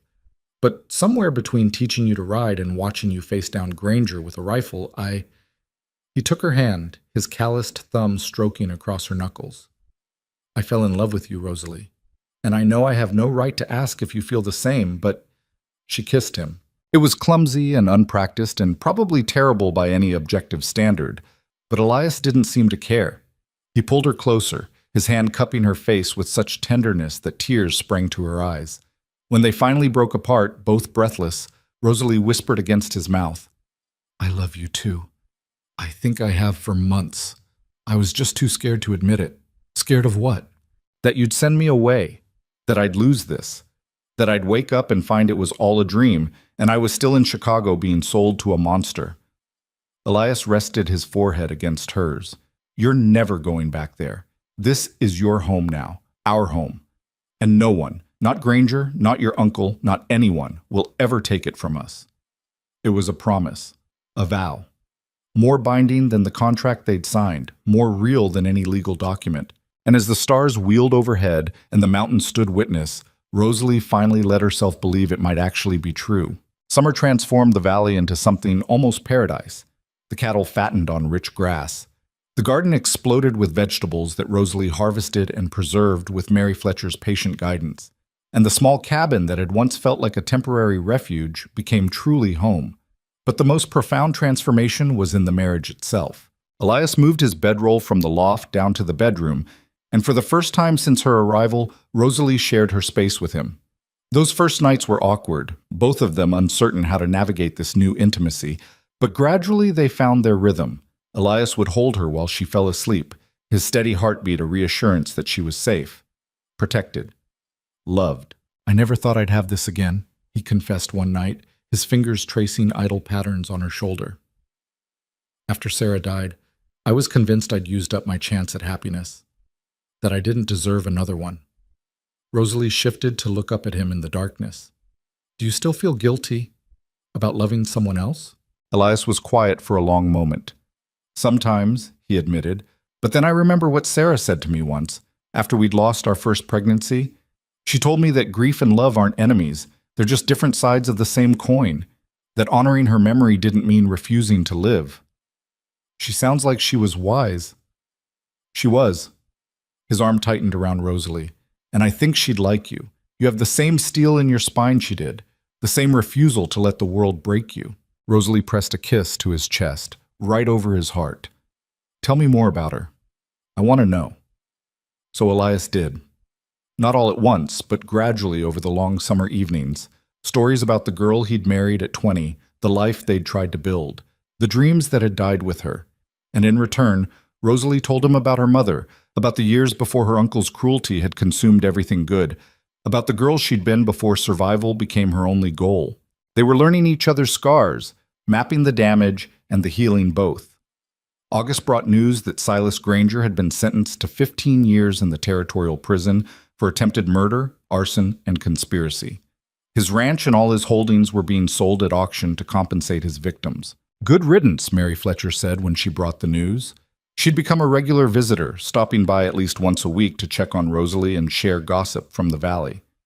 Though I heard his lawyers are already planning appeals. Let them appeal, Elias said grimly. We have a dozen witnesses and 3 bodies to prove what he did. No judge is going to overturn that conviction. But Mary's expression remained troubled. Just be careful. Men like Granger have long memories and longer reach. Even from prison, he might find ways to cause trouble. The warning lingered in Rosalie's mind even after Mary left. She tried to push it aside, to focus on the present happiness instead of potential future threats.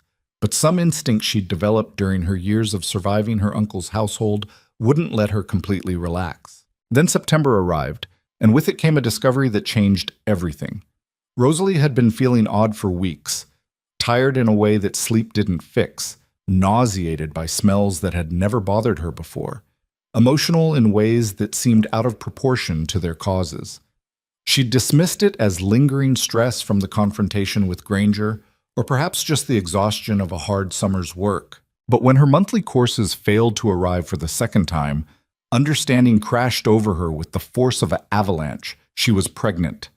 The realization sent her to the porch at dawn, sitting on the steps with her arms wrapped around her knees and her mind racing through calculations. When had it happened? Probably sometime in late June or early July, after the night Elias had first moved to the bedroom, which meant she was perhaps 2 months along, maybe a bit more. The sound of the cabin door opening made her turn. Elias stood there in his work clothes, concern etched across his scarred face. "You're up early," he said. "Couldn't sleep?" "I need to tell you something," Rosalie said, and her voice shook despite her best efforts to steady it. Elias was beside her in an instant, his hand on her back. "What's wrong? Are you sick?" "No, yes, I don't know." She took a shaky breath. "Elias, I think I'm pregnant." The silence that followed was so complete she could hear the river rushing in the distance, the wind sighing through the pines. Then Elias made a sound that was half laugh, half sob, and pulled her into his arms with such fierce tenderness that tears spilled down her cheeks. "You're sure?" he asked, his voice rough with emotion. "As sure as I can be without seeing a doctor. I've missed my courses twice, and I've been sick most mornings, and—" She pulled back to look at his face. "Are you happy?" "I know we never discussed this, never planned—" "Happy?" Elias interrupted, and his eyes were bright with unshed tears. "Rosalie, I'm terrified and thrilled and grateful all at once. A baby. Our baby." He rested his hand gently on her still flat stomach. "After everything we've survived, to be given this gift." "It's going to be hard," Rosalie warned. "Babies are demanding and expensive, and we're barely managing as it is." "We'll manage," Elias said firmly, "the same way we've managed everything else, together." The word settled something in Rosalie's chest, easing the panic that had been building since her realization. Together. Not alone. Never alone again. "We should go to town," Elias said. "Get you checked by the doctor. Make sure everything's progressing normally." "After harvest," Rosalie negotiated, "the vegetables are at their peak, and if I don't preserve them now, we'll lose half our winter food supply. I can wait another month." Elias looked like he wanted to argue, but he knew she was right. "Fine. But you're not doing any heavy lifting. No hauling water, no chopping wood, none of it." "I'm pregnant, not fragile," Rosalie protested. "Humor me," Elias said, and the fear beneath his commanding tone made her relent. She'd forgotten about Sarah's pregnancy, the one they'd lost. This had to be terrifying for him in ways she couldn't fully comprehend. "All right," she agreed softly. "I'll be careful." The next weeks passed in a flurry of activity. Together they harvested the garden's bounty, squash and beans and potatoes and carrots, enough to fill the larder to bursting. Rosalie spent her afternoons canning and preserving while Elias prepared for the fall cattle drive that would bring their year's income. But there was a new tenderness between them now, an awareness of the life growing between them that colored every interaction. Elias would rest his hand on her stomach while they sat by the fire. Rosalie would catch him watching her with an expression of such wonder it made her chest ache. They were building a family, a real family, not the broken, violent thing Rosalie had known in Chicago, but something whole and healthy, and theirs. The night before Elias was due to leave for the cattle drive, Rosalie woke to cramping pains in her abdomen. At first she thought it was just indigestion from dinner, but the pains intensified, coming in waves that made her gasp and curl into herself. "Elias," she managed, shaking his shoulder. "Something's wrong." He was awake instantly, lighting the lamp with trembling hands. In the yellow glow, Rosalie could see his face go white with fear. "Where does it hurt?" "My stomach. It's cramping." And she looked down and saw the dark stain spreading across the sheets. Blood. Too much blood. "No," Elias breathed. "No, no, no." He was moving before Rosalie could speak, pulling on clothes and boots with frantic speed. "I'm getting Mary. Don't move. Just stay still and I'll be back as fast as I can." Then he was gone, leaving Rosalie alone with the pain and the blood and the terrible understanding of what was happening. She was losing the baby. The hours that followed blurred together in a haze of agony and grief. Mary Fletcher arrived and did what she could, which wasn't much except offer comfort and clean towels and quiet reassurances that it wasn't Rosalie's fault, that these things sometimes just happened.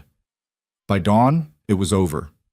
The baby Rosalie had barely begun to imagine, the child she'd pictured growing up in the valley, learning to ride and shoot and survive the mountains, was gone before it had ever really begun. Elias sat beside the bed holding her hand, his face carved from stone.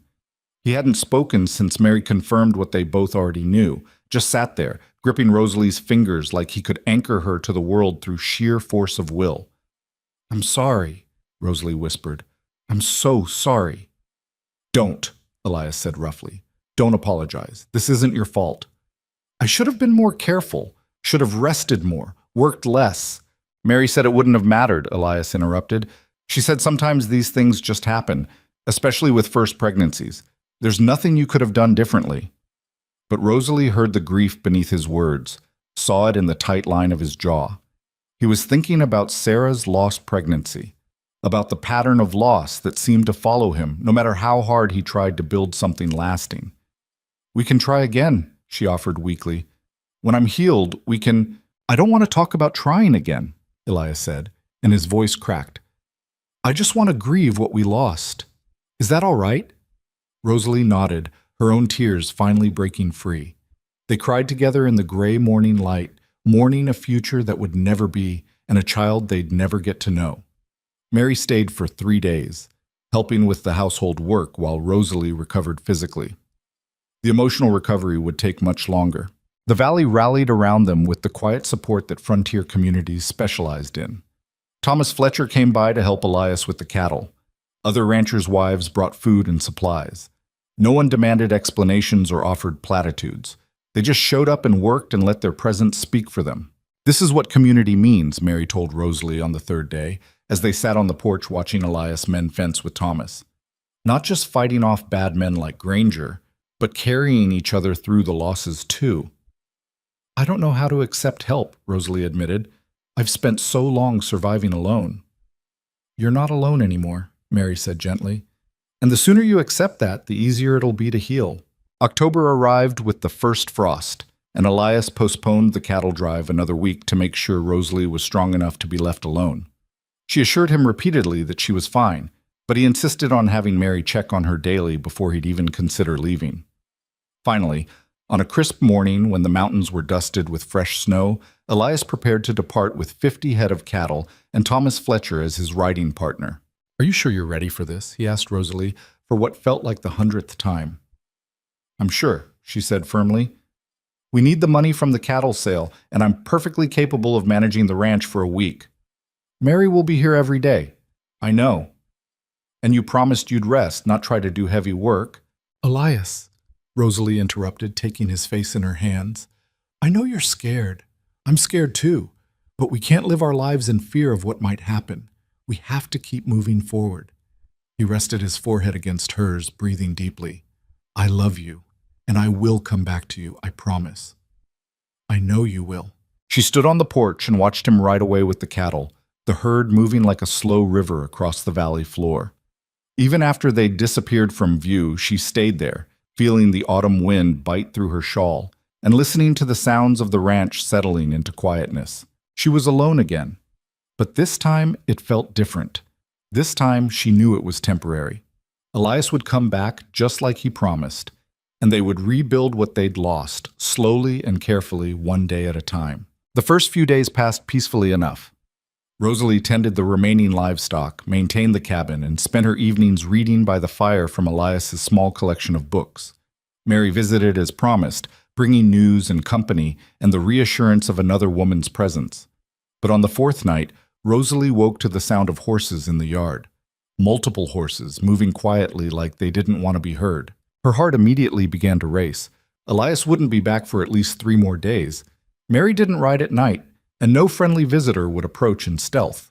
Rosalie rolled silently out of bed and grabbed the rifle that Elias had left loaded by the bedroom door. Through the gap in the shutters, she could see shadows moving in the moonlight. 4, maybe 5 riders circling the cabin like wolves around wounded prey. Then a voice called out, rough and unfamiliar. "Mrs. Boone, we know you're alone in there. Come out peaceful and we won't burn the cabin down around you." Rosalie's blood turned to ice. These weren't random drifters. They knew who she was, knew Elias was gone, knew exactly when to strike. Granger's men. Had to be. Some final revenge orchestrated from prison by a man who couldn't accept defeat. "My husband will be back any minute," Rosalie shouted through the door, hating how her voice shook. "You should leave while you still can." Harsh laughter greeted this. "Your husband is 3 days' ride south with his cattle. We've been watching, waiting, and now there's no one to save you." One of the riders dismounted and approached the porch. In the moonlight, Rosalie could see he was young, maybe 25, with a cruel mouth and cold eyes. "Mr. Granger sends his regards," the man said. "Says to tell you that you cost him everything, his ranch, his freedom, his reputation, so he's taking everything from you in return, starting with this cabin." He pulled a torch from his saddlebag and struck a match. Rosalie didn't think. She just aimed through the gap in the shutters and fired. The rifle's crack split the night, and the torch tumbled from the man's hands as he staggered backward with a scream. She'd hit him in the shoulder, not a killing shot, but enough to put him down. The other riders immediately scattered, taking cover behind their horses and the wagon. Return fire peppered the cabin, bullets punching through the wooden shutters and thudding into the walls. Rosalie dropped low, crawling to another window to return fire. She'd practiced this scenario with Elias a dozen times during the summer. How to defend the cabin against multiple attackers, which angles provided the best fields of fire, where the structural supports would stop bullets. But practicing and living it were entirely different things. A bullet splintered wood inches from her head. Another shattered the window glass. The smell of gunpowder filled the cabin, choking and acrid. Rosalie fired again, more to keep them from rushing the cabin than with any real hope of hitting someone in the darkness. She had maybe 20 rounds of ammunition total. Against 4 or 5 armed men, that wouldn't last long. She needed help, needed to signal the valley that she was under attack, the signal fire. Elias had shown her how to light it, made her practice until she could do it blind. But it was on the ridge behind the cabin, a full 100 yards of open ground she'd have to cross under fire. There was no choice. If she stayed in the cabin, they'd eventually either burn it down or simply wait for her ammunition to run out. The signal fire was her only chance. Rosalie grabbed the rifle and what ammunition she could carry, took a deep breath, and kicked open the back door. She ran. Bullets chased her across the yard, kicking up dirt and whistling past her head. She didn't think, didn't slow, just sprinted with everything she had toward the dark line of the tree line. Something burned across her upper arm, a bullet grazing her, though she barely felt it through the adrenaline. She stumbled, caught herself, kept running. The woods swallowed her, and suddenly she was among the pines with their concealing darkness. Behind her, she could hear the men shouting, organizing to pursue. But Rosalie knew these woods, had explored every path and game trail during the summer, and the signal fire ridge was just ahead. She burst into the clearing where Elias had built the signal platform, a raised stone circle filled with seasoned wood and kindling, designed to produce maximum smoke and flame. The matches were kept in a waterproof tin buried at the base. Rosalie's hand shook so badly she almost dropped the tin, but she managed to extract a match and strike it. The kindling caught immediately, and within seconds flames were licking up through the larger logs. The fire roared to life, sending sparks spiraling into the night sky like burning stars. Smoke billowed up in a thick column that would be visible for miles. The valley would see. They would come. She just had to survive until they arrived. Rosalie turned to head back to the cabin and found herself face to face with one of Granger's men. He'd followed quieter than she'd expected, and now he stood between her and escape with a pistol aimed at her chest. "Clever girl," he said, "but not clever enough." Rosalie raised her rifle, but he was faster. His first shot knocked it from her hands, the bullet catching the stock and sending wood splinters flying. She stumbled backward toward the fire. "Mr. Granger wanted us to make sure you suffered," the man said conversationally, advancing on her. "Said to make it slow. Make sure you understood what happens to people who cross him." Rosalie's back hit the stone circle of the signal fire. Heat scorched through her clothes, unbearable and intense. She had nowhere left to run. The man raised his pistol, taking careful aim. Then a rifle shot cracked from the darkness, and he dropped like a puppet with cut strings. Elias stepped into the firelight, his face a mask of cold fury, his rifle still smoking. Behind him, Rosalie could see Thomas Fletcher and at least a dozen other riders emerging from the trees.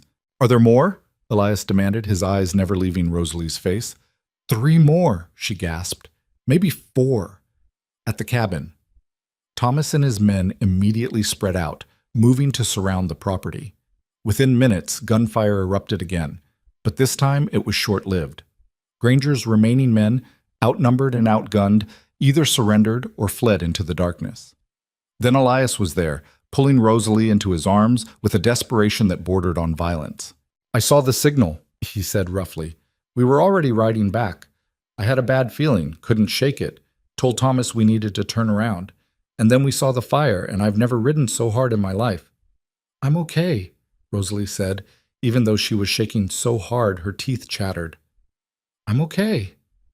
But Elias had seen the blood on her arm, the burn marks on her dress, the way she could barely stand without his support. "You're hurt," he said, and his voice broke. "Just a graze. The fire caught my dress, but it didn't burn through. Elias, I'm all right." He cupped her face in his hands, and in the firelight she could see tears tracking through the dust and powder smoke on his scarred face. "When I thought I might lose you," he whispered. "When I imagined arriving too late." "But you didn't," Rosalie interrupted. "You came in time, just like you promised." They stood there in the circle of firelight, holding each other while the valley men secured the property and tended to the wounded. And Rosalie realized something profound. She'd survived again. Not through luck or coincidence, but through her own courage and the community they'd built around them. The terrified girl who'd fled Chicago was truly gone now, replaced by a woman who could face down armed men and light signal fires and trust that help would come. She'd become exactly what this land required: strong enough to endure, brave enough to fight, and wise enough to know when to call for help. And with Elias beside her, she could face anything. The territorial marshal arrived 3 days later with a detachment of 6 armed deputies and an expression that suggested he was getting tired of making the journey to their valley. He interviewed the captured men, examined the bullet holes in the cabin, and listened to testimony from a dozen witnesses who'd responded to Rosalie's signal fire. By the end of the second day, he had more than enough evidence. "Granger orchestrated the whole thing from prison," the marshal explained, standing in the Boone cabin with his hat in his hands. "Sent letters to former associates, promised them money if they'd finish what he started. The men we captured have already confessed in exchange for reduced sentences." "What happens now?" Elias asked, his arm protectively around Rosalie's shoulders.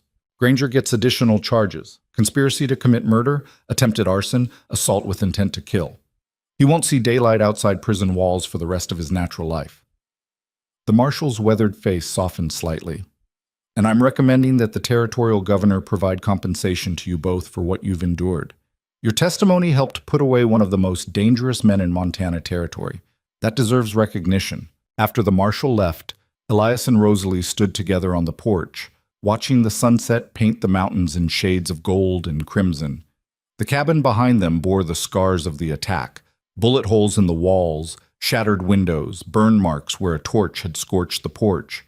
But it was still standing. Still theirs. "We should rebuild," Rosalie said quietly. "Make it bigger, strong enough that nothing can touch it again." Elias looked down at her, and something in his expression made her heart skip. "Are you sure you want to stay? After everything that's happened here?" "This is home," Rosalie said simply. "Where else would we go? We could sell the ranch, use the money from the cattle sale and the territorial compensation to start fresh somewhere safer. California, maybe, or Oregon territory." Rosalie turned to face him fully, taking both his hands in hers. "Elias Boone, I didn't survive Chicago, and winter in the mountains, and Silas Granger, and armed men trying to burn me alive just to run away the moment things got difficult. This valley is ours. This land is ours. And I'll be damned if I let anyone, living or dead, drive us from it." A slow smile spread across Elias's scarred face, the kind that transformed his entire expression from intimidating to beautiful. "When did you get so fierce?" "You made me fierce," Rosalie said. "You and this place. You showed me I could be more than just a victim waiting for rescue. I'm not that terrified girl from the train anymore." "No," Elias agreed softly. "You're the woman who faced down Granger with a rifle, who lit a signal fire while men were shooting at her, who defended our home when I wasn't here to do it." He cupped her face gently. "You're the strongest person I've ever known." They kissed as the sun disappeared behind the western peaks, and Rosalie felt something settle in her chest. A certainty that had been building for months, but was only now fully crystallizing. This was where she belonged. This was who she was meant to become. Winter came early that year, the first snow falling in mid-October and burying the valley under 3 feet of white by November. But this time, Rosalie greeted it without fear. The larder was stocked full. The cabin had been repaired and reinforced, and she and Elias had developed the kind of partnership that made survival feel less like a daily battle and more like a shared rhythm. They spent the long winter evenings planning the expansion they'd build come spring. A second bedroom, a larger kitchen, a proper root cellar. Rosalie sketched designs on precious paper while Elias calculated materials and costs. "We're going to need help," Elias said one night, studying her drawings. "This is too much work for just the two of us." "Thomas said his oldest son is looking for work," Rosalie offered. "And Mary mentioned that the Johnson family has 3 boys who need employment. We can't pay much. We can pay in room and board during the build, and a share of next year's cattle profits." Rosalie looked up from her sketches. "That's how communities work out here, isn't it? Everyone helping everyone else?" Elias nodded slowly. "It is. I just spent so many years trying to be self-sufficient that asking for help still feels strange." "You're not alone anymore," Rosalie reminded him. "Neither of us are." The winter months passed with surprising speed. Rosalie discovered she was pregnant again in late December, and this time both she and Elias were cautiously hopeful rather than immediately overjoyed. They'd learned the hard way that hope required protection, that joy could be stolen in an instant. But as January became February and Rosalie's body changed in all the expected ways, without any of the warning signs that had preceded the miscarriage, hope began to take root more firmly. "How are you feeling?" Elias asked every morning, his hand resting gently on her growing stomach. "Tired. Hungry. Like there's a tiny person stealing all my energy," Rosalie would reply. Then, seeing the worry in his eyes, "But good. I feel good, Elias. Strong." Mary Fletcher became a regular presence again, checking on Rosalie weekly and offering advice drawn from her own experiences bearing and raising 4 children in the frontier wilderness. "The key is not to baby yourself too much," Mary said one afternoon while they worked on sewing tiny clothes for the baby. "You're built for this. Women have been having babies in harder circumstances than a Montana ranch for thousands of years." "That's not as reassuring as you think it is," Rosalie said dryly, but she appreciated Mary's practical approach. It was easier to face the fear when someone treated pregnancy as a normal part of life, rather than a medical crisis waiting to happen. Spring arrived with its usual dramatic transformation, and with it came the workers Elias had hired to help with the expansion. The Fletcher boy, barely 18 but with his father's solid build and work ethic, arrived first.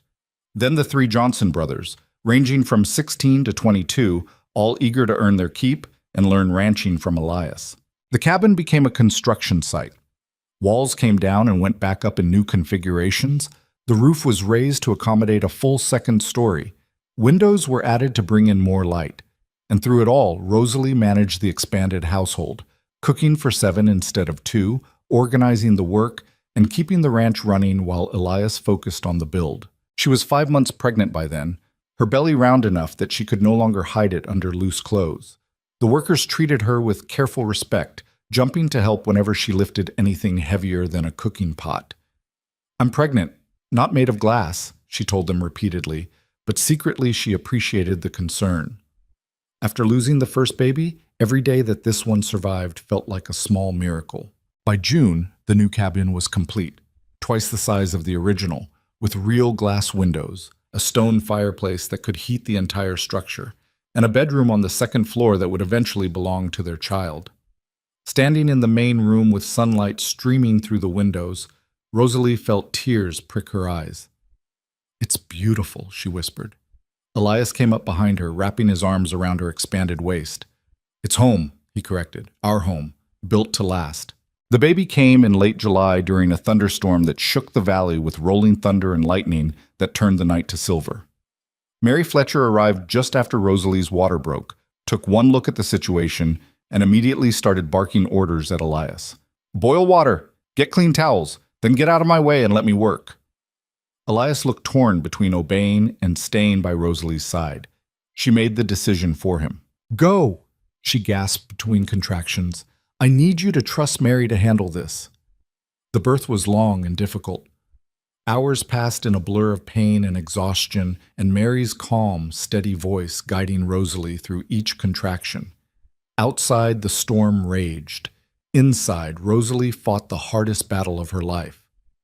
"I can't," she sobbed at one point, her strength failing. "Mary, I can't do this."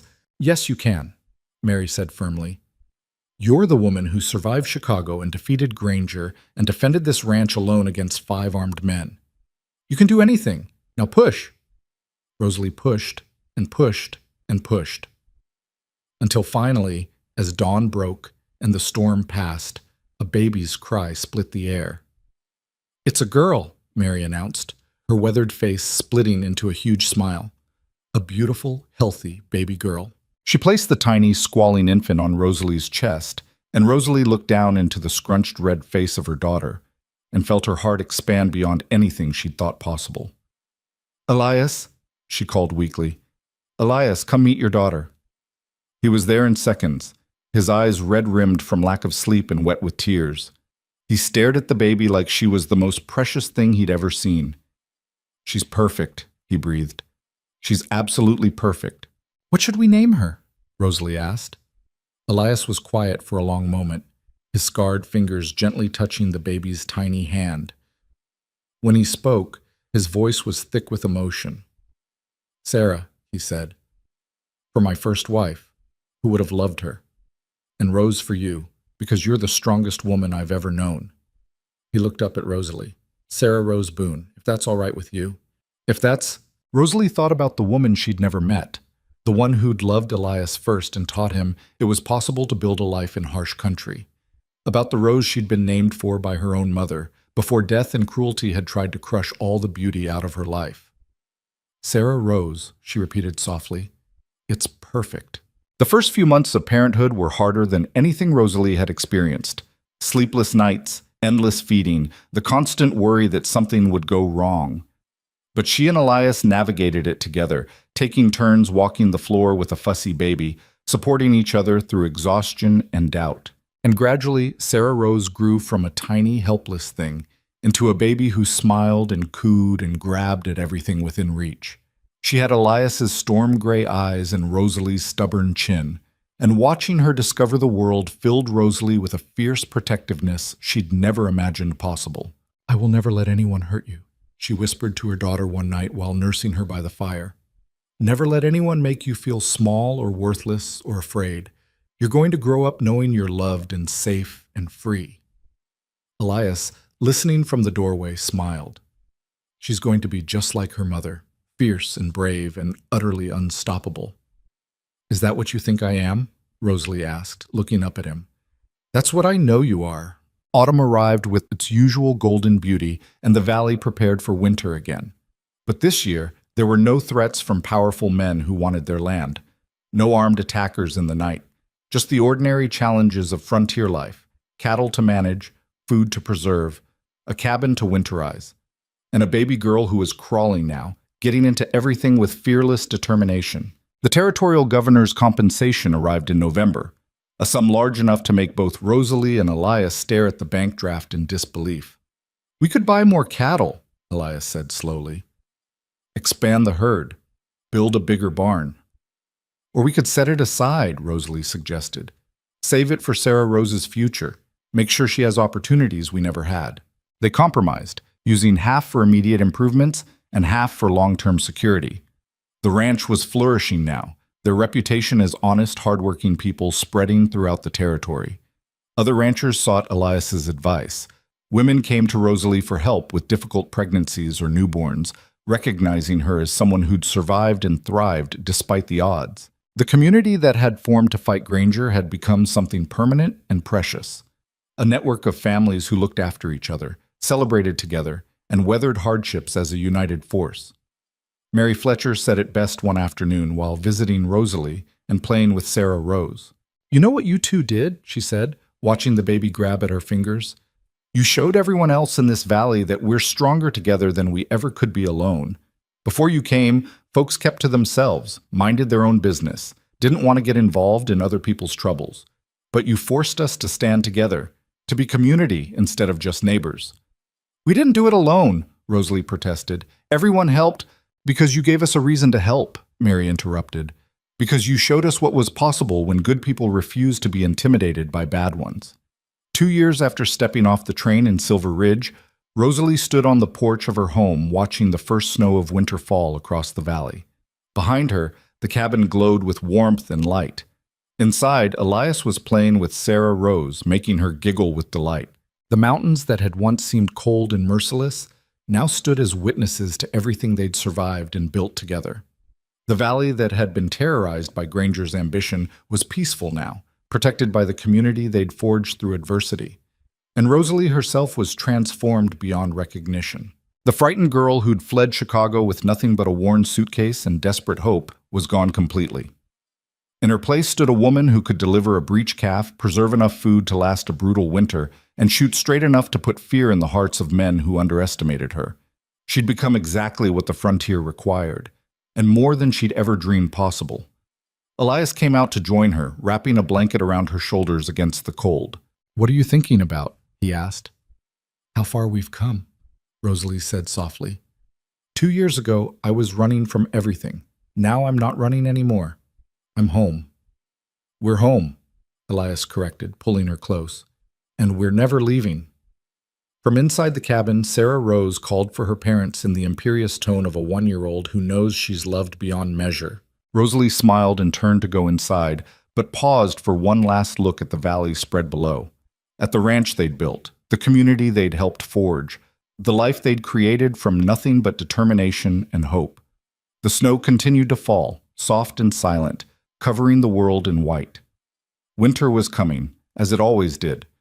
But this time, Rosalie greeted it without fear. She'd survived worse. They'd survived worse, and whatever challenges lay ahead, whether natural or man-made, they would face them the same way they'd faced everything else, together. The mountains stood eternal and unchanging, witnesses to their triumph. The valley sprawled peaceful and protected below. And in the warm cabin filled with love and laughter, a family built from broken pieces had become something whole and unbreakable. Rosalie had escaped her past, survived the wilderness, defeated men who thought women were weak, and built a future no one could ever take away again. She'd found more than just safety in these mountains. She'd found herself. And that was the greatest victory of all.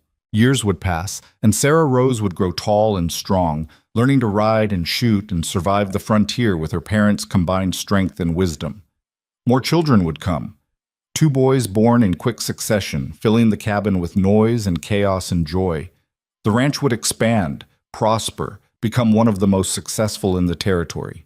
Elias's scars would fade from angry red to pale white, though the one on his face would always remain, a reminder of past pain that had led him to future happiness. He would become a leader in the community, respected and trusted, the isolated hermit transformed into a man people turned to in times of trouble. And Rosalie, the mail-order bride who'd stepped off a train with nothing but desperation driving her, would become a legend in her own right. The woman who'd stood up to Granger, who'd defended her home against armed men, who'd helped forge a community from scattered, frightened families. They would grow old together in the house they'd built, watching their grandchildren play in the valley they'd fought to protect. And on quiet evenings, sitting on the porch as the sun painted the mountains gold, Elias would sometimes take Rosalie's hand and say what he'd been saying for decades. "Best decision I ever made was putting that advertisement in the paper, and Rosalie would smile and reply as she always did. Best decision I ever made was answering it, because in the end, they'd both been running from pasts that had broken them, and they'd found each other in the one place wild and remote enough to let them heal. The Montana Territory Mountains had witnessed their transformation from wounded survivors to thriving victors, had seen them build not just a ranch, but a legacy, had stood silent and eternal, while two broken people forged something stronger than fear, deeper than survival, more lasting than the stone peaks themselves. Love, family, home. And that was how Rosalie Mercer, who became Rosalie Boone, who became the strongest woman in the valley, finally stopped running and started living. In a cabin she'd helped build. On land she'd helped defend. With a family she'd helped create. Free at last from everything that had once owned her. Free to be exactly who she was always meant to be. The mountains remembered. The valley knew. And the story of the mail-order bride who refused to kneel would be told for generations. A reminder that courage isn't the absence of fear, but the decision to keep fighting even when fear threatens to consume you. Rosalie had made that decision on a frozen train platform 2 years ago, and every single day since she'd proven it was the right one.